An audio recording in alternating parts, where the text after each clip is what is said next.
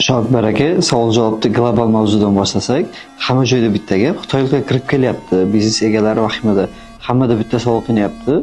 Bu HR va rekruting sohasiga qanday ta'sir qiladi? 3 ta salbiy va 3 ta ijobiy javoblarni men sizga aytib berishim mumkin. Birinchisi, ishga qabul qilish jarayonlarini murakkablashishi. Ikkinchisi, bozorda oyliklarning keskin ko'tarilishi yoki tushib ketishi.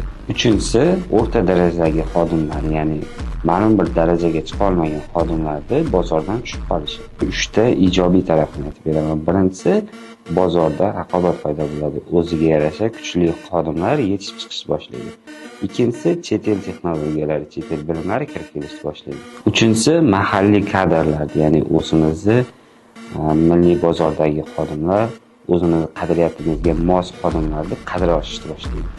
Ya'ni chet elda Yevropa madaniyatidan ko'ra o'zimiznikilarga ko'proq talab bo'ladi.